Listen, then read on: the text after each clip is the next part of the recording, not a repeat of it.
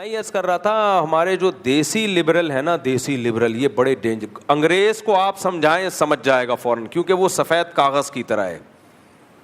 اس کو آپ اسلام کی بیوٹی سمجھائیں 2 منٹ میں سمجھ میں آئے گی. ہمارا جو دیسی لبرل ہے نا, جب یہ جاتا ہے وہاں تو جو اس کی آنکھیں کھلتی ہے نا, وہ آبشاریں دیکھ کے اور روڈ اور سڑکیں اور خوبصورتی دیکھ کے, تو وہ سمجھتا ہے سب کچھ یہیں ہے. تو وہ اولڈ ہاؤس کے بھی فضائل بیان کرنا شروع کر دیتا ہے. تو ابھی ایک دیسی لبرل ہیں, وہ آج کل بڑے فضائل بتا رہے ہیں کہ اولڈ ہاؤس کا وہ کانسیپٹ ہماری سوسائٹی میں نہیں ہے جو مسلمان بتاتے ہیں یہاں اسکالرس. اولڈ ہاؤس تو بڑے خوبصورت ہوتے ہیں, اور بوڑھے لوگ خود کہتے ہیں کہ ہمیں بیٹا اولڈ ہاؤس میں جمع کر دو, وہاں ہمیں پہنچا دو, وہاں ہماری کیئر گھر سے زیادہ ہوگی, وہاں ہم کیرم بورڈ کھیلیں گے, وہاں ہم اسنوکر کھیلیں گے, وہاں ہم فلمیں دیکھیں گے, وہاں ہم سب بڈھے آپس میں بیٹھ کے اپنی جوانی کی داستانیں سنائیں گے. ایک بڈھا بڈھی بیٹھے ہوئے تھے, کھانا منگوایا انہوں نے, کھانا منگوایا تو پہلے بوڑھے نے کھایا, جب ختم کر لیا تو پھر آرڈر دیا گیا, بڑھیا کے لیے منگوایا. تو ویٹر نے پوچھا کہ تم دونوں نے ایک ہی ٹائم پہ کیوں نہیں منگوایا؟ تو انہوں نے کہا 32 فارغ نہیں تھی, پہلے میں نے 32 لگا کے کھانا کھایا ہے, اب میں کھا چکا ہوں تو یہ 32 کون یوز کرے گا؟ یہ دادی یوز کرے گی. تو وہ تو اس لیے تو یہ ساری سہولتیں کہاں میسر ہوتی ہیں؟ سارے بوڑھے ایک جگہ اکٹھے ہو جاتے ہیں. تو کتنا اچھا اولڈ ہاؤس. ہائے ہائے ہائے, انسان کی عقل. ہمارے حضرت فرمایا کرتے تھے انسان اسلام سے جب ہٹتا ہے نا, سب سے پہلے اس کی کھوپڑی خراب ہوتی ہے. سب سے پہلے جو چیز خراب ہوتی ہے وہ کیا ہے؟ کھوپڑی. صحیح اور غلط کا معیار, کرائٹیریا کیا ہے؟ او بھائی, بڈھے کو اولڈ ہاؤس کی ضرورت نہیں ہے, اس کو محبت کی ضرورت ہے, اس کی تنہائی دور کرنے والی اولاد کی ضرورت ہے. آپ اپنے بڈھے کو, بوڑھے باپ کو بھیج دیں برج خلیفہ, بولے ابا آپ وہاں انجوائے کرو لائف کو. دبئی بھیج دیں, ابا آپ انڈا موڑ پہ آپ کا رہنا مناسب نہیں ہے, آپ یہ غریب ملک کے بجائے دبئی میں آپ کو بھیج رہا ہوں, آپ وہاں رہیں, وہاں آپ جیسے 5-6 بڈھے جمع ہوئے ہوئے ہیں. ابا چلے جائے گا. بڑھاپے میں ابا امریکہ جانے کے لیے ایگری نہیں ہوتا بھائی, سمجھ رہے ہو؟ ابا چلا جائے گا وہاں. ابا بولے گا کمبختو, میں نے تمہیں اس لیے پیدا کیا تھا کہ بڑھاپے میں مجھے دبئی بھیج دینا, تم یہاں رہنا, تم دفاؤ وہاں پہ, تم جاؤ وہاں پہ. تو اولڈ ہاؤس کے بھی ابھی فضائل جو ہے نا ہمارا لبرل طبقہ بیان کرنا شروع کرے گا, آپ دیکھیں. اور یہ جو ایک پہلو دکھایا کہ اولڈ ہاؤس میں اتنی کیئر ہو رہی ہے اتنا, یہ بھی ایسا نہیں ہے, یہ بھی پرائیویٹ اولڈ ہاؤس ہیں جو ابا نے اپنے خرچے پہ ہائر کیے ہوئے ہیں. ورنہ جو حال وہاں اولڈ ہاؤس کا ہے وہ بھی اللہ کی پناہ ہے. بڈھے کو کوئی کسی اور کے بڈھے کو کیوں رکھے گا بھائی؟ ڈیوٹی سمجھ کے کسی کی خدمت کرنا اور محبت کی بیس پہ کرنے میں زمین اور آسمان کا فرق ہے. ڈیوٹی سمجھ کے خدمت ایئر ہوسٹس کرتی ہے, ٹائم دیکھ رہی ہوتی ہے کب فلائٹ زمین پہ اترے گی اور میری ڈیوٹی ختم ہوگی اور پھر پیسے لینے پہنچ جائے گی. اور محبت میں جو خدمت وہ ہوتی ہے جو سعودی عرب میں ایک کیس آیا تھا کہ ایک بیٹے نے کہا ماں میں اپنے پاس رکھوں گا بڑھاپے میں, دوسرے نے کہا ماں میرے پاس رہے گی. اتنا جھگڑا ہوا ہے نا دونوں بیٹوں کا, کورٹ میں کیس پہنچا ہے. یہ ڈیوٹی نہیں ہے, یہ کیا ہے؟ محبت. جس سے انسان کو محبت ہوتی ہے خرچ کرنے میں مزہ آتا ہے اس پہ. وہ کہتے ہیں یہ میری پراپرٹی ہے, میں رکھوں گا بوڑھی ماں اور بوڑھے باپ کو. یہ لڑائیاں مسلم سوسائٹی میں نظر آئیں گی, غیر مسلموں میں یہ لڑائیاں مارکیٹ سے شارٹ. سعودی عرب میں BBC کی رپورٹ تھی, ہے 2 بھائیوں میں لڑائی ہوئی, کہہ رہا میں رکھوں گا ماں کو, کہہ رہا میری ماں ہے, تیری ماں ہے کیا, میں رکھوں گا. کورٹ میں کیس گیا ہے, پھر عدالت نے 6 مہینے کا کہا ہے کہ 6 مہینے تو رکھے گا, 6 مہینے تیرا باپ رکھے گا, تو رکھے گا. کس سطح پہ لڑے. میں جب میڈیا دیکھتا ہوں نا تو ڈپریشن سے نیند اڑتی ہے کہ علماء کس سطح پہ لوگوں سے جنگ کریں. مذہب انسان کو صحیح گائیڈ کرتا ہے, لیکن مذہبی اسکالر ہی اگر 2 نمبری شروع کر دیں, دو تین مذہبی اسکالر ہیں آج کل, انہوں نے یہ منجن بہت بیچنا شروع کر دیا ہے کہ تمہاری بیوی پر تمہاری ماں کی خدمت لازم نہیں ہے. یار تم بے شرمو, تمہاری ماں جب تمہاری بیوی کو بلاتی ہے کہ بیٹا پانی لے کر آؤ, بغیر تو تم اپنی بیوی کو یہ مسئلہ بتایا کرو کہ تم پر میری ماں کی خدمت لازم نہیں ہے. کیسے بے شرم لوگ ہیں, غیرت نہیں ہے ان لوگوں میں. آپ اس پر بیان کرو کہ ساسیں بہوؤں پہ ظلم کرتی ہیں, ہم بھی سنیں گے آپ کی بات, کرتی ہیں, اس میں دو رائے نہیں ہو سکتی. اس کو غلام بنا کے رکھتی ہیں, غلط ہے, نہیں رکھنا چاہیے. لیکن آپ نے اتنا مبالغہ کر دیا عورت کے حقوق, فیمنسٹ عورتوں کو بھی پیچھے چھوڑ دیا آپ نے. گھروں کا نظام کیسے چلے گا؟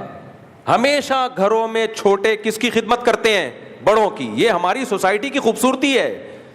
صحابہ میں بھی ایسا ہی ہوتا تھا. یہ کہتے ہیں صحابہ میں اس کی کوئی مثال نہیں ملتی. جابر بن عبداللہ رضی اللہ تعالیٰ عنہ نے نکاح کیا ایک عمر یافتہ عورت سے, صحیح بخاری کی حدیث ہے. نبی صلی اللہ علیہ وسلم نے فرمایا کہ کنواری سے کیوں نہیں کی؟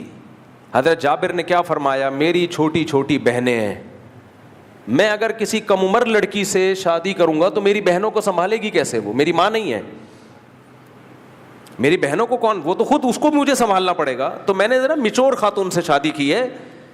اس سے پتہ چلتا ہے کہ نکاح کا ایک مقصد گھر سنبھالنا بھی ہوتا ہے. آپ حضرت جابر کو یہ بتاتے کہ آپ کی بیوی کا کام آپ کی بہنوں کو سنبھالنا نہیں ہے, ایک رکھ کے تھپڑ لگاتے ہو کہ تو اپنی سوسائٹی کو جا کے تباہ کر. ہمارا ایک خوبصورت گلشن ہے, خوبصورت بہار ہے, ریلیشن ہے. مرد کے دل میں جگہ ہی وہ عورت بناتی ہے جو عورت اس کے ماں باپ کی خدمت کرتی ہے. مرد کہتا ہے میری خدمت مت, اگر مرد کا بچہ ہوگا, غیرت مند ہوگا, مجھے اگنور کر دے, میری ماں کا خیال کر. ہر آدمی اسکالر بن کے منجن بیچ رہا ہے. یہ ہمارے ملک میں بہت بڑی آفت ہے. جس کی جو فیلڈ نہیں ہے نا وہ اسی میں آگے نکل رہا ہے. جب بھی کوئی ایسا اسکالر بیان کیا کرے نا کہ آپ کی بیوی پر آپ کی ماں کی خدمت لازم نہیں ہے, تو اس کو بول تو اپنے گھر میں اپنی بیوی کو سمجھا یہ باتیں. کتنی گھروں میں طلاقیں ہو گئی ہیں اس بیس پہ. چند اسکالرز کے یہ کلپ گئے ہیں, کتنے پھڈے ہوئے ہیں گھروں میں. بیگم صاحبہ بیٹھی ہوئی ہیں ہاتھ پہ ہاتھ رکھ کے, میرے ذمے تمہاری ماں کی خدمت لازم نہیں ہے, میرے ذمے تمہارے باپ کی خدمت لازم نہیں ہے. وہ کہے تیرے ذمے ہے کیا؟ بچے تو پیدا نہیں کر رہی ہے,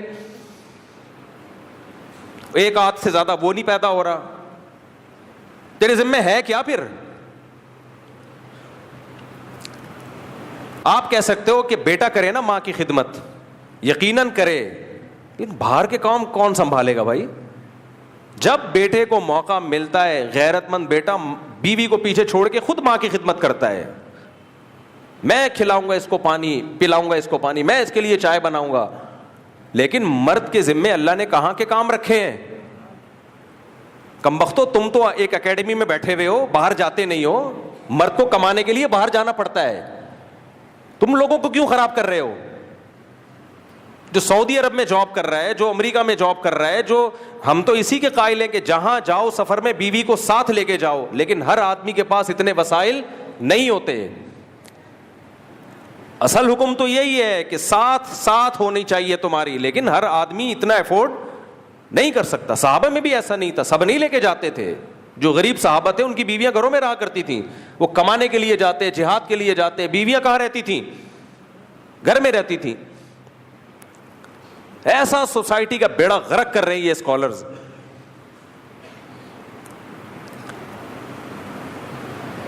مرد کے دل میں سب سے زیادہ قدر ہی اس عورت کی ہے جو اس کے ماں باپ کو, وہ شادی کرنے کا ایک بڑا مقصد ہی یہی ہوتا ہے بھائی. لڑکیوں کو باغی بنایا جا رہا ہے. آپ بھی کریں خدمت, لیکن باہر کے کام اللہ نے کس کے ذمے لگائے ہیں؟ مرد کے ذمے لگائے ہیں. ہاں یہ ضرور ہے کہ اس میں اعتدال ضروری ہے, اعتدال. گاؤں دیہاتوں میں ہم نے خود دیکھا ہے کہ عورت جو بہو ہے نا اس کو ایسا کھینچ کے رکھتی ہے, نچوڑ دیتی ہے اس کو ظلم کر کے. 18 روٹیاں پکوائی جا رہی ہیں, یہ زیادتی ہے, یہ ظلم ہے, یہ ظلم ہے بھائی. اعتدال ہونا چاہیے ہر چیز میں. اس کے سونے کا خیال کرو. یہ تھوڑی کہ جب چاہے اٹھا کے ٹھڈا مار کے اٹھا دیا, نہ کوئی سونے کی فکر, نہ کوئی اس کے آرام کا خیال ہے. لیکن جب گھر میں رہتے ہیں اکٹھے تو کاموں کو بانٹنا پڑتا ہے, سب کو مل جل کے کام کرنا پڑتا ہے.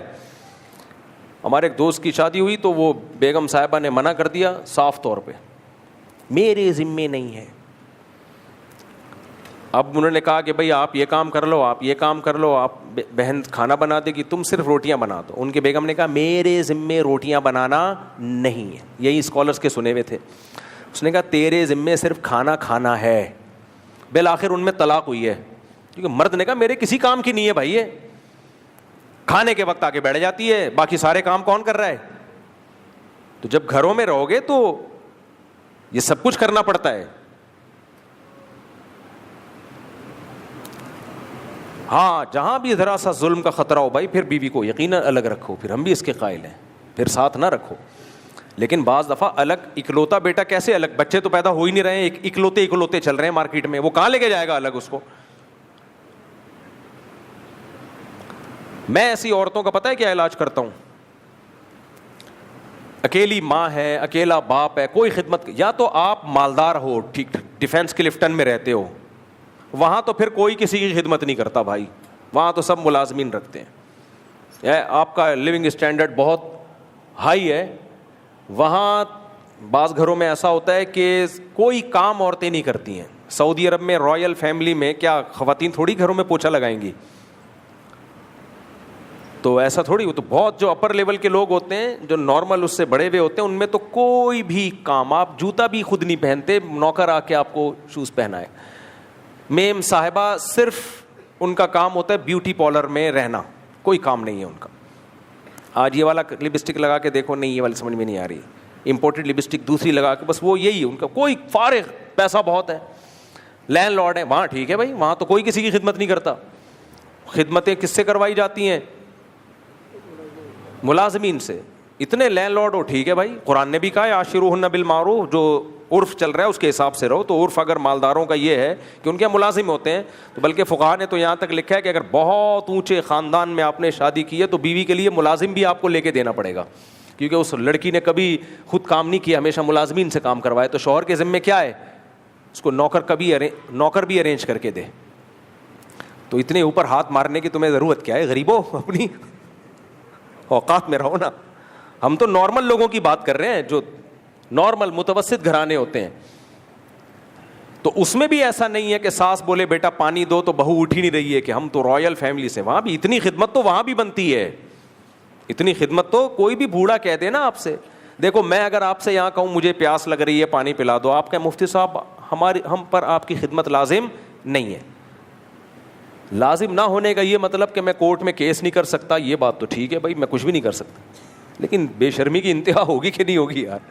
ایسے ہی میرے بھائی, ساس سسر اگر گھر میں بہو کو کہہ رہے ہیں بیٹا چائے بنا دو, ساس کہہ رہی ہے بیٹا میرے پاؤں میں بہت تکلیف ہو رہی ہے, تھوڑا سا آج اتفاق سے دبا دو, دیکھو کیسا لگتا ہے. وہ کہیں میرے ذمہ لازم نہیں ہے. یہ بدتمیزی سکھائی جا رہی ہے, گھروں کو برباد کیا جا رہا ہے, اور کچھ بھی نہیں ہے. اور سب گھروں میں ساس بہوؤں پہ ظلم ہوتا بھی نہیں ہے. یہ جو کمنٹس میں بہویں لکھ رہی ہوتی ہیں نا, میری ساس ایسی, میری ساس ایسی, ان کی ساسیں ہوتی ہوں گی, اس کا مطلب یہ نہیں کہ دنیا میں سب کی ساسیں خراب ہیں. ہم نے بہت سے گھروں کو ہنستا کھیلتا بستا دیکھا ہے. میں خود اپنی مثال دیتا ہوں, میری والدہ کا جو ریلیشن تھا اپنی بہوؤں سے بہت اچھا. ہمارے گھر میں جتنی ہماری بھابیاں وغیرہ تھی سب والدہ کے ساتھ رہنا چاہتے تھے سب لوگ. میری دادی اور میری والدہ ساتھ رہی ہیں, ساس تھی نا, ساری زندگی ساتھ گزاری ہے انہوں نے. اور میری والدہ ایجوکیٹڈ تھیں, میری والدہ نے اسکول میں سپروائزر تھیں, ٹیچر تھیں, تو پڑھی لکھی خاتون تھی میری والدہ. گھر سنبھالا انہوں نے, دادی کو بھی سنبھالا, خدمت کی, ہمارا بھی دل جیتا, دادی کا بھی دل جیتا.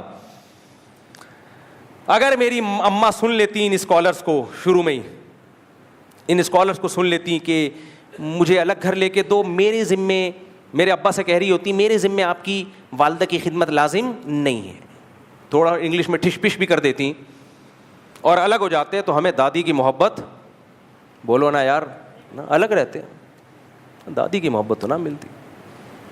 دادی تو بھائی چاہیے میرے بھائی, بچے کو کیا چاہیے؟ اب تم بڈھے ہو گئے ہو, اب تمہیں نہیں پتا چلے گا. بچے کو اماں سے زیادہ کون اچھی لگتی ہے؟ نانی دادی. ہمیں تو بھائی اپنی اماں سے زیادہ دادی پسند تھی, کیونکہ ہماری دادی نے ایک تخت تھا ان کا جہیز کا ملا ہوا, میرا خیال ہے کم از کم 1948 سے پاکستان بننے سے پہلے کا تخت تھا وہ, اس پہ پھٹے لگے ہوئے تھے. ایک جہیز کا بکسا تھا ان کے پاس. میں نے جب سے ہوش سنبھالا وہ بکسا دیکھتا آیا تھا, میں لوہے کا. ہم کہتے تھے بریف کیس کا زمانہ آ گیا ہے. نا. پھر پان کا ایک کھوکھا, وہ پان تان ہوا کرتا تھا, ہندوستانی عورتیں نا پان, اس پہ اتنا سا انہوں نے پان نکالا, کتھا لگایا, چونا لگایا, چھالیاں ڈالی, یوں کر کے سائڈ پہ فکس کیا اور نیت باندھ لی نماز کی. زبردست چیزیں چھپا چھپا کے رکھتی تھی اپنے پوتوں کے لیے. وہاں چھپا دیا, کچھ کیلا چھپا دیا, کچھ آئس کریم چھپا دی, جس پہ زیادہ دل آ رہا ہے اس کو بلا کے چھپڑ میں اس کو پکڑا دیا. انگریزوں کی دادی کو دیکھو, بریزر پہن کے اور چڈی پہن کے بیٹھی ہوئی ہوگی. یار کچھ انسان کو کچھ اس عمر میں تو کم از کم کچھ اسکارف ہو. پھر میں جب انگریزوں کی بڑھیوں کو دیکھتا ہوں مجھے اپنی نانی بھی یاد آتی ہے, دادی بھی. نانی کا بھی ایسے ہی حساب تھا. میں فوراً دیکھتا ہوں یار ہماری دادیوں کے سروں پہ چادریں ہوتی تھیں, ہاتھ میں تسبیح, وضو بار بار وضو کرنا کی وجہ سے چہرے پہ ایک رونق, تلاوت, دعائیں, بات بات پہ دعائیں دیتی تھیں. ایک خرابی تھی ڈرامہ اور تھوڑا پڑوسوں کی غیبتیں ہلکی پھلکی, اللہ معاف فرما. تو وہ بھی جب کوئی غیبت کا ٹائم آتا آواز بہت سلو ہو جایا کرتی تھی. ہم کہتے تھے بھائی آواز تو کمرے سے باہر نہیں جا رہی, لیکن اتنے آرام سے. آپ نے دیکھو پرانے زمانے کی دادیاں جب غیبت کرتی ہیں نا تو آواز کیا کر دیتی ہیں؟ سلو. ان کو احساس ہوتا ہے کہ ہم کوئی الٹا کام کر رہے ہیں, ٹھیک کام نہیں کر رہے ہم. تو اس لیے جب مرا کرو نا اس کلچر پہ تو جا کے ان کے بڈھوں کو دیکھ لیا کرو. کس کو؟ بڈھوں کو. اور اپنے بڈھوں کو کمپیئر کیا کرو. اب تو ہمارے یہاں بھی لبرلزم سیکولرزم اتنا آ رہا ہے کہ ہمارے بڈھوں کا بھی وہی حشر ہونے والا ہے.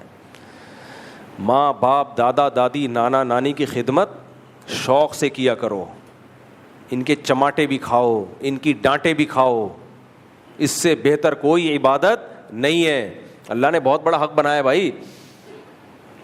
تو خیر ہم بات کیا کر رہے تھے کہ آج کل اولڈ ہاؤس کے بھی فضائل اب شروع ہو چکے ہیں, اور یہ ہماری سوسائٹی میں بھی اولڈ ہاؤس ہونا ضرور چاہیے, اس کا میں منکر نہیں ہوں, کیونکہ بہت سے لوگوں نے اپنے ماں باپ کو ہماری سوسائٹی میں بھی نظر انداز کرنا شروع کر دیا ہے. تو ان بیچاروں کا ٹھکانہ کم از کم روڈ سے تو بہتر ہی ہے نا اولڈ ہاؤس. اور وہ جو بوڑھے وہاں کہہ دیتے ہیں نا کہ ہمیں بھیج دو اولڈ ہاؤس میں, یہ کمال نہیں ہے. ان کو پتہ ہے کہ ہم نے اپنے ابا کو بھیجا تھا, ہماری اولاد کو اب گلٹی فیل کر رہی ہے ہمیں یہاں رکھ کے. ان کو پتہ ہے کہ ہماری اولاد کمفرٹ زون میں نہیں ہے, تو اس لیے وہ خود ہی کہہ دیتے ہیں, غیرت مند بوڑھے ہوتے ہیں, ہمیں وہاں بھیج دے بھائی, تو وہاں کیرم بورڈ تو کھیلیں گے.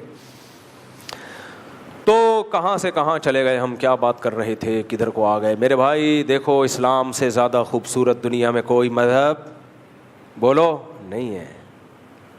ہم پہ تو اللہ کا خدا کی قسم سب سے بڑا احسان ہے, اللہ نے مسلم پیدا کر دیا, بہت بڑا اللہ نے احسان کر دیا ہم پہ, ہر چیز کا حل بتایا. ہاں میں یہ عرض کر رہا تھا کہ کئی محاذوں پہ ہمیں لڑنا پڑ رہا ہے.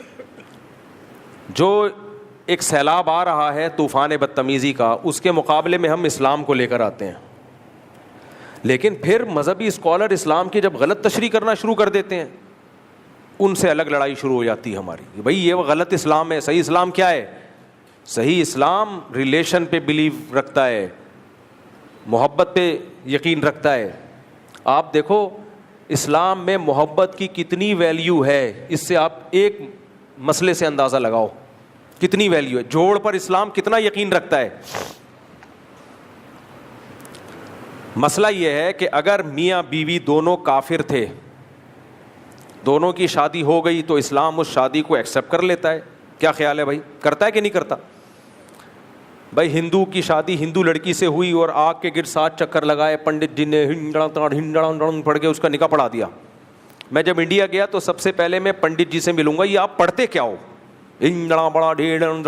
ہم تو پڑھتے ہیں یا ایھا الناس اتقوا ربکم, اے لوگوں اللہ سے ڈرو, اور اس نے تمہیں ایک جان آدم اور حوا سے پیدا کیا. ہم تو یہ پڑھتے ہیں, سمجھ میں آ رہا ہے. وہ پتہ نہیں کیا پڑھ رہے تو مجھے ایسا لگتا ہے وہ کہہ رہے تھے بھاگ جائے, انسان کا بچہ بن گیا, ابھی گھوڑے پہ بیٹھ کے بھاگ جا, دفعہ ہو جائے یہاں سے. شاید یہ سمجھا رہے ہوتے ہیں اس کو, کسی کی سمجھ میں نہیں آتا.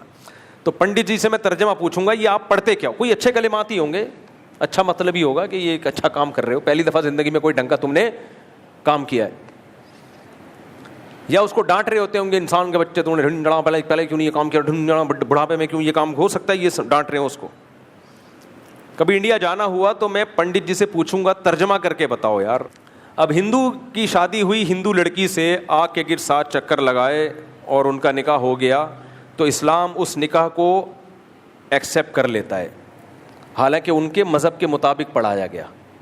ایکسیپٹ کرنے کا مطلب کیا, بچے ہو گئے, اسلام اس کو حلال بچہ کہے گا, سمجھ رہے, ثابت النسب کہے گا, ناجائز اولاد نہیں کہے گا, اور اس کے باپ کو باپ مانے گا. اگر وہ دونوں اسلام لے آتے ہیں تو ان کو دوبارہ نکاح پڑھنے کی بھی ضرورت نہیں ہے, بس وہی پرانا نکاح ان کا اسلام ایکسیپٹ کر لیتا ہے. مسئلہ یہاں کھڑا ہوتا ہے کہ دونوں مسلمان نہیں ہوئے, دونوں میں سے ایک نے اسلام قبول کر لیا. ہندو لڑکی ہے, ہندو لڑکا ہے, دونوں میں سے ایک نے اسلام قبول کر لیا. اب کیا ہوگا؟ ظاہر ہے اب ان کا نکاح نہیں چل سکتا, کیونکہ ہندو اور مسلم کا نکاح نہیں ہو سکتا. اب بعض فقہا کہتے ہیں کہ چونکہ نہیں ہو سکتا, لہذا جیسے ہی ایک نے اسلام قبول کیا فوراً ان کے درمیان نکاح ختم. شوہر نے اسلام قبول کیا, بیوی آزاد ہے, عدت کے بعد جہاں چاہے نکاح کرے, عدت ان کا وہ جو بھی ہے ان کے مذہب کے مطابق عدت ہے نہیں ہے. عورت نے اسلام قبول کیا, مرد جہاں چاہے, ہندو مرد ہے وہ جہاں چاہے, یعنی عورت جہاں چاہے نکاح کر لے عدت کے بعد. یہ بعض حضرات کی رائے, لیکن امام حنیفہ رحمہ اللہ کی رائے کیا ہے؟ احادیث دونوں طرف ہمیں ملتی ہیں. امام حنیفہ نے ترجیح اس بات کو دی ہے کہ اگر ایک نے اسلام قبول کر لیا اور ہم یہ کہہ دیں کہ نکاح ٹوٹ گیا ہے, تو اس کا مطلب اسلام لانے کی وجہ سے ریلیشن ٹوٹا ہے, جبکہ اسلام ریلیشن جوڑتا ہے, توڑتا بولو نہیں ہے. یعنی اس کا تو مطلب یہ ہوگا کہ اسلام لانے سے نکاح ٹوٹ رہا ہے, بھائی یہ تو ریلیشن ختم ہو رہا ہے. اب دونوں کو چلنے بھی نہیں دے سکتے کیونکہ مسلم اور غیر مسلم جمع نہیں ہو سکتے. تو وہ کہتے ہیں کہ اگر شوہر اسلام لایا ہے تو شوہر کورٹ میں کیس کرے گا کہ میں اسلام لایا ہوں, کورٹ میری بیوی کو کہے کہ تم بھی اسلام لے کر آؤ تاکہ تمہارا نکاح برقرار رکھا جائے. بیوی پہ اسلام پیش کیا جائے گا, بیوی اسلام لے آئے, ٹھیک ہے, کوئی تجدید نکاح کی ضرورت نہیں ہے, پرانا والا نکاح باقی ہے. لیکن بیوی نے اسلام قبول کرنے سے انکار کر دیا تو کورٹ اس نکاح کو اس بیس پہ ختم کرے گی کہ اسلام کو ٹھکرا دیا ہے. اسلام کو ٹھکرانا رشتہ توڑنے کا سبب بن سکتا ہے, اسلام لانا رشتہ توڑنے کا سبب نہیں بن سکتا. کھوپڑی شریف میں سمجھ میں بات آ رہی ہے؟ لوگ مجھے کہتے ہیں کہ یار آپ کھوپڑی کہتے تو اتنے پڑھے لکھے لوگ بیٹھے ہوئے ہوتے ہیں, وہ مائنڈ کرتے ہیں. تو اس لیے میں شریف اسی وجہ سے تو لگاتا ہوں کھوپڑی کے ساتھ کہ جس نے مائنڈ کیا ہے, شریف لگنے سے اس کا مائنڈ ٹھیک ہو جائے, کمفرٹ زون میں آ جائے وہ. اسی طرح عورت نے اسلام قبول کیا اور مرد کافر ہے, غیر مسلم ہے, تو ایک دم نکاح نہیں ٹوٹے گا, نکاح باقی ہے. عورت کورٹ میں کیس کرے گی کہ میں نے اسلام قبول کر لیا, میرا شوہر نے اسلام قبول نہیں کیا ہے.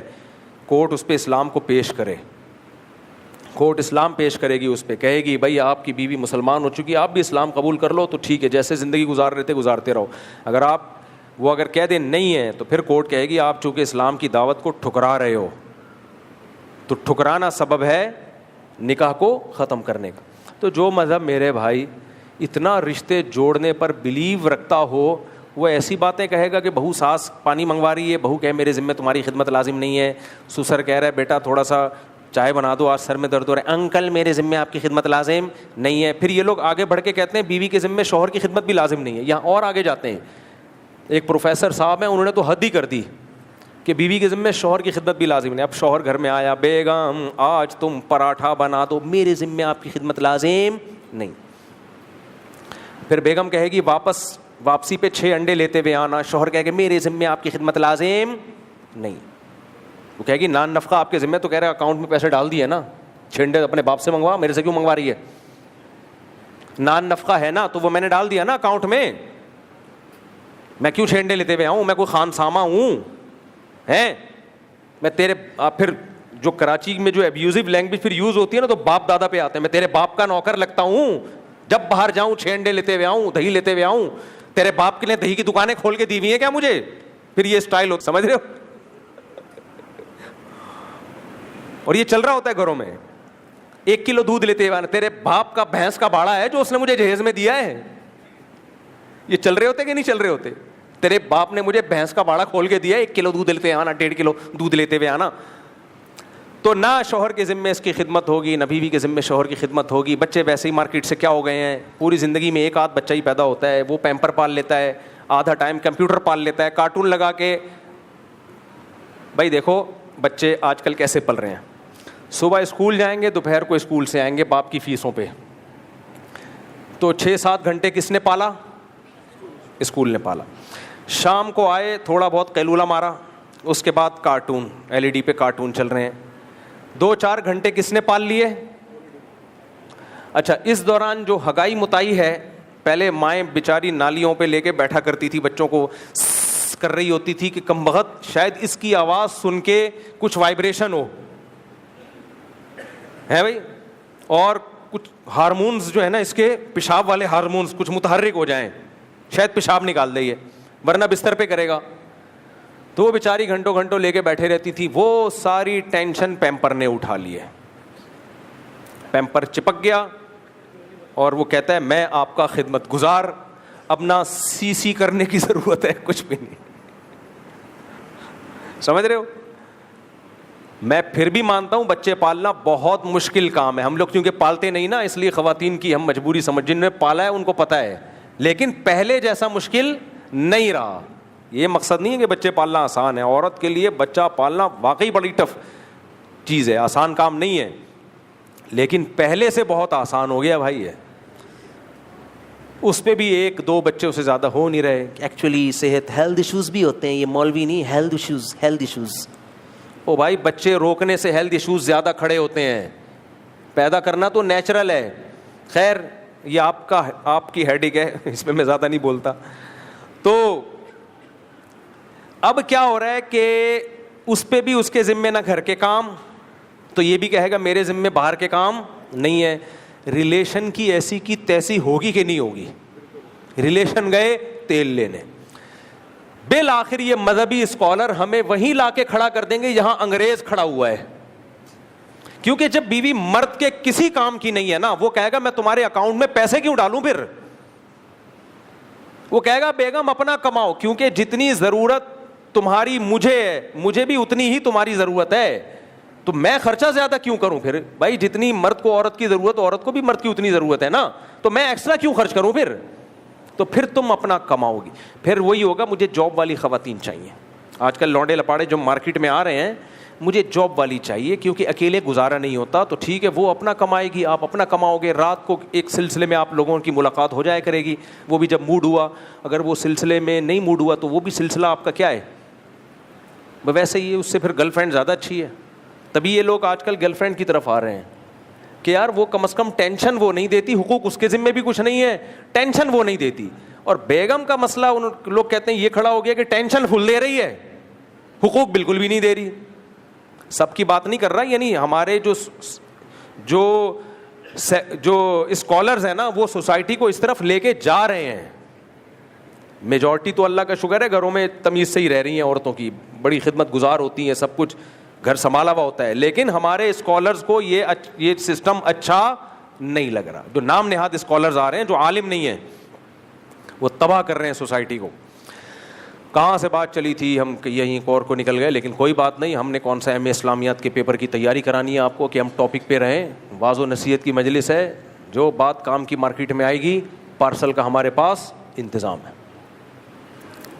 اس لیے بھائی اپنی بچیوں کو بھی سکھایا کرو, بیٹا جب گھر سے رخصت ہو کے جا رہی ہو, ہم سے زیادہ تم پر تمہارے ساس سسر کا حق ہے. یہ سکھایا, ہم نے سکھایا الحمدللہ, ہوائی باتیں نہیں کر رہے. اب تمہاری جنت بھی وہی, جہنم بھی وہی. ہاں نظر رکھو کہ ظلم نہ ہو رہا ہو, بالکل ایسا نہ ہو جاؤ, کیونکہ بعض لوگ اس میں بھی زیادتی کرتے ہیں. بچیاں روتی بھی گھر آتی ہیں تو ایک دم متاثر نہ ہو جایا کرو. بچیوں کی طبیعت میں آج کل ٹھہراؤ نہیں ہوتا, عورت کی طبیعت میں, لیکن نگرانی رکھو کہ یہ نہیں ہوگا کہ ہم ظلم ہونے دیں گے. یہ غلط ہے بھائی, ایسا نہیں ہو سکتا کہ صبح شام بے تحاشا مار پیٹ رہا ہو اور تانے دے دے کے اس کو ڈپریشن کا مریض بنا دیا ہو. یہ نہیں ہوگا. لیکن یہ بھی نہیں ہوگا کہ ذرا ذرا سی باتوں کی بیس پہ ہم اس کو ساس سسر سے بغاوت پہ اکسانا شروع کر دیں.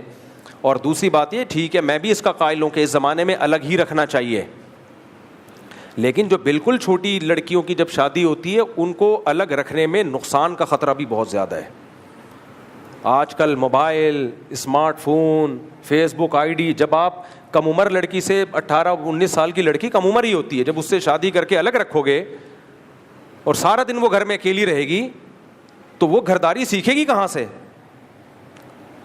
وہ کیسے سیکھے گی کہ سسرال میں کیسے ایڈجسٹ ہونا ہے, میں نے ان کی کیا روایات ہیں, کن چیزوں کو یہ برا مانتے ہیں, کن چیزوں پہ یہ خوش ہوتے ہیں. وہ تو بالکل انڈیویجولزم کی طرف ہم جائیں گے جیسے جا رہے ہیں. تو اٹھا کر پھینک دو باہر گلی میں, نئی تہذیب کے انڈے ہیں گندے. ہم جو اپنے بچوں کو سکھاتے ہیں وہ یہی کہ سسرال کا حق تم پر ہم سے زیادہ ہے, ان کو خوش رکھو. باپ اگر واقعی اپنی بیٹی کے ساتھ وفادار ہوگا نا تو اپنے سے زیادہ حقوق وہ انہی سسرال ہی کے بتائے گا. اس کو پتہ ہے اس کا فیوچر, مستقبل یہاں سے وابستہ ہے. اور اگر چنگیز خان کی اولاد میں ہوگا تو ذرا سی باتوں پہ آئے گا, تیرے سالے کی تیرے سسر کی ایسی کی تیسی کرتا ہوں, تیری ساس نے یہ بول کے کیوں دکھایا, ایسا کیوں کیا, وہ تانے دے گا. اور جب گھر آ کے بیٹھے گی پھر جاب تلاش کرے گا اس کے لیے, اس کو پتہ ہے گھر میں ڈپریشن کی مریض بن رہی ہے. پھر اس کے لیے جاب تلاش کرے گا. پھر جاب کے بعد غیرت پہ بھی سمجھوتے, کیونکہ جب پتہ چلتا ہے طلاق یافتہ لڑکی ہے, آفس میں بھی لوگ پھر غلط نظروں سے دیکھتے ہیں. اس کو اطلاعات ملیں گی, صبر کرے گا, کہے گا ان اللہ مع الصابرین, اللہ کس کے ساتھ ہے؟ بے غیرتی کو کس سے تعبیر کرے گا؟ صبر سے. نہیں آ رہی میرا خیال ہے بات. اس لیے میرے بھائی ہم دیسی ہی ٹھیک ہیں. میرے کمنٹس پہ لوگوں نے نیچے تبصرہ کیا ہوتا ہے یہ مولوی پڑھا لکھا ہوتا تو ایسی باتیں نہ کرتا. اللہ کا شکر ہے جس تعلیم نے آپ کو برباد کر دیا وہ والی تعلیم ہمارے پاس نہیں ہے. اللہ کا بہت بڑا فضل ہے, اللہ نے ہم کو دیسی رکھا ہے. ہمارے حضرت مفتی رشید احمد صاحب رحمہ اللہ تعالیٰ فلکیات کے بہت ماہر تھے. تو ایک فلکیات کے یونیورسٹی کے فارغ ایک سائنٹسٹ نکلے, انہوں نے مفتی رشید احمد صاحب ہمارے حضرت کے خلاف پورا رسالہ چھاپ دیا. اس کو نہیں پتا تھا یہ فلکیات کے بہت ماہر ہیں, یہ میری غلطیاں نکال لیں گے. کرو ٹریگنومیٹری ہے نا, پلین ٹریگنومیٹری, کرو ٹریگنومیٹری, یہ سارے حضرت کو بہت اس پہ مہارت تھی. تو اس نے رسالہ چھاپ دیا اور جگہ جگہ مولوی ہونے کا تانا دیا. اس کا کہنا یہ تھا یہ جو مولوی ہمارے حضرت مسجدوں کے قبلہ بھی رکھتے تھے نا کہ قبلے کی سمت, کیونکہ وہ کیلکولیٹ کر کے بتا دیتے تھے کہ قبلہ اس وقت کہاں ہوگا, یعنی کس علاقے میں کہاں قبلہ ہے. اس نے کہا کہ یہ کیلکولیشن غلط ہے, حالانکہ وہ صحیح تھی حضرت کی کیلکولیشن. اس نے کہا کہ یہ کیلکولیشن ہی غلط ہے کیونکہ یہ مولوی ہے نا, مولویوں کو سائنس کے کیا پتہ, سائنس اور مولوی ایک دوسرے کے متضاد. پھر جو مولویوں کی اس نے پگڑیاں اچھالی ہیں اپنی تحریر میں, یہ مولوی ایسے اور یہ مولوی ایسے, لوگوں کو غلط سمت میں نمازیں پڑھا رہے ہیں, ان کو تو کیلکولیشن کا نہیں پتہ.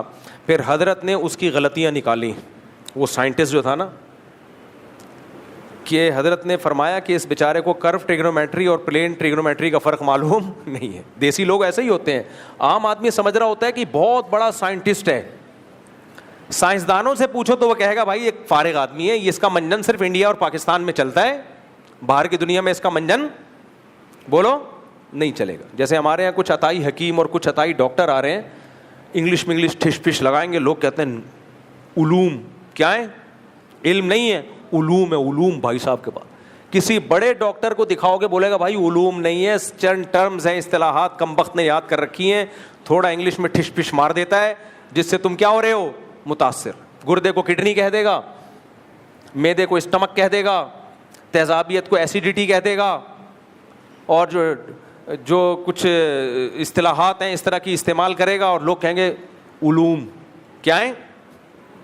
اصطلاحات کا نا ایک روب ہوتا ہے, جیسے یہ عامل لوگ ہیں نا, علم ان کے پاس تو سرے سے کوئی علم ہوتا ہی نہیں, لیکن یہ ٹرمز یوز کرتے ہیں, حمزات, موکل, حصار, تم پر حصار ہے, حمزات ہے, موکل چھوڑے ہوئے ہیں, لوگ کہتے ہیں علم نہیں ہے, علوم. علوم ابے بکواس ہے, نہ کوئی حمزات ہوتا ہے, نہ کوئی موکل ہوتا ہے, نہ کوئی حصار, کچھ بھی نہیں ہے سر, ڈرامے بازی ہے. اس کو خود اس کا نہیں پتا ہوگا کیا ہوتا ہے یہ.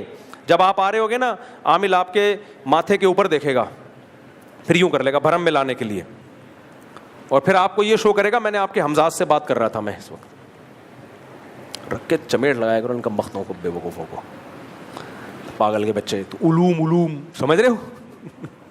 تو ایسا ہی عطائی ڈاکٹر جو ہوتا ہے نا, یوٹیوب پہ آ کے پھینک رہا ہوگا لمبی لمبی, تو لوگ کیونکہ ہمیں میڈیکل سائنس کا پتہ نہیں, ہم کہتے ہیں یہ عام ڈاکٹر تو پاگل کے بچے کہیں سے, یہ ہیں علوم. یہ کیا ہے؟ یہ ہے علوم. اس لیے میں اتنا بھگتا ہوا ہوں, اب میں جب بھی کسی کوئی بیماری ہو نا, ڈائریکٹ اس کے اسپیشلسٹ کے پاس جاؤ, میرا یہ طرزیہ ہے. ایچ پائلوری ایک بیکٹیریا ہے, بہت لوگوں کو تنگ کرتا ہے, لیکن آپ کسی معدے کے انتہائی ماہر ڈاکٹر کے پاس جاؤ گے نا, وہ بتائے گا کہ آپ کو اس کی ٹریٹمنٹ کرنی بھی ہے کہ نہیں کرنی. عام ڈاکٹر کے پاس جاؤ گے, لکھ کے دے دے گا 17 دن کی دوا, بیڑا غرق کر دو گے اپنا میڈیسن کھا کھا کے. آپ وہ اتنا ڈرائے گا, ایچ پائلوری یہ بیکٹیریا یوں کرتا ہے معدے میں, یہ پھر کینسر تک لے جاتا ہے. اور ہیں بھی رپورٹیں بھی, گوگل پہ سرچ کرو گے واقعی ہوگا. لیکن آپ کسی جگر اور معدے کے اسپیشلسٹ کے پاس جاؤ گے جو تجربے کار ہو, بوڑھا ہو, نیا نیا نہ بناؤ, وہ کہے گا بھائی صاحب کیا ہو کیا رہا ہے تمہیں, کھانا پراٹھے تو ہضم کر رہے ہو کافی ہے, اور بیکٹیریا مار کے 6 پراٹھے کھانے ہیں کیا تم نے. خیر یہ میرا ٹاپک نہیں ہے, لیکن میں صرف اتنا بتانا چاہ رہا ہوں کہ ہمیشہ کسی بھی فیلڈ میں نا اس کے ایکسپرٹ کے پاس جایا کرو. خیر جلدی سے بات کو سمیٹ کے ختم کرتا ہوں, وقت بہت زیادہ ہو گیا. تو اسی طرح یہ جو علوم کی بات لگائی ہوئی ہوتی ہے, بات کہاں سے آ گئی تھی, یہ اسکالرس کی بات کر رہا تھا نا میں, یہ بات کہاں سے آئی یار, میں عاملوں پہ کیسے آیا. ہاں وہ مولانا کی بات کر رہا تھا. تو اس سائنٹسٹ نے ہمارے حضرت کے خلاف ایک رسالہ لکھا, اور اس نے لکھا کہ ان کو فلکیات کا کیا پتہ, یہ مولوی مدرسوں سے چٹائیوں پہ بیٹھ کے پڑھنے والے ملا کر کے نا توہین کی. حضرت نے جو دلائل کے دنیا میں اس کی دھجیاں اڑائی نا, دھجیاں اڑائیں.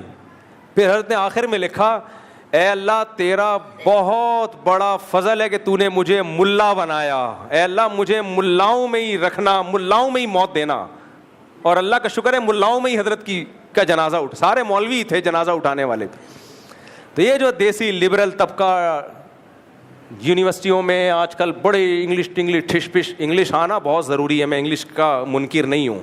آج ہی اپنے بچے کو نصیحت کر رہا تھا میں, پوچھ لیں بیٹھا ہوا ہے بیان میں, کہ انگلش اور عربی لازمی سیکھنی ہے لینگویج. لیکن یہ کمبخت 2-4 انگلش کے الفاظ کیا آ جائیں ان لوگوں کو, یہ سمجھتے ہیں ہمارے پاس کیا آ گئے, علوم کے سمندر آ گئے ہمارے پاس, علوم. تو اللہ کا بڑا فضل ہے, اللہ نے ہمیں دیسی رکھا ہے. ہم خوش کس وجہ سے ہیں, دیسی ہونے کی وجہ سے, سمجھ رہے ہو. ہم کہتے ہیں شادی بھی جلدی کرو, بچے بھی دنادن پیدا کرو, ایسی کی ہمارا ٹریڈ مارک ہے یہ. اور یہ دیسی لبرل کی ایسی کی بولو تیسی, جاؤ ہم دیسی ٹھیک ہے بھائی, ہم دیسی ٹھیک, انڈا بھی دیسی کھاؤ اگر اللہ نے گنجائش دی ہے, سمجھ رہے ہو. اچھا یہ بھی ایک آخری بات یار, جب کیا کریں ہم, تھوڑا سا 2 منٹ لے لوں, اتنے دنوں بعد سفر بھی تو ہو رہا ہے. دیکھو یہ جو مشینوں پہ لوگ جم کرتے ہیں نا, یوں دوڑتے ہیں, یہ بھی مجھے لیڈیز پن لگتا ہے. جاگنگ کیا کرو, گراؤنڈ میں جا کے بھاگا کرو, یہ لیڈیز کے لیے. مشین گھر میں رکھ دی. آج کل لوگ کہتے ہیں, ڈاکٹر کہتے ہیں ایکچولی فزیکل ایکٹیویٹی بہت ضروری ہے, تو فزیکل ایکٹیویٹی میں گھر میں مشین لا کے رکھیں گے, اس پہ بھاگیں گے. ابے باہر جا کے دوڑو میدان میں, جو نیچرل ہے دوڑو. یہ کام لیڈیز کے لیے چھوڑ دو, آپ آدمی کے بچے بنو, کہاں جاؤ. تو یہ نہیں, یہ بھی غلط ہے. ٹھیک ہے جس کے لیے باہر دوڑنے کا کوئی ہے ہی نہیں, وہ گھر میں بیٹھے رہنے سے بہتر ہے. لیکن جو نیچرل ہے میرے بھائی, وہ باہر دوڑو, باہر کی ہوا کھاؤ.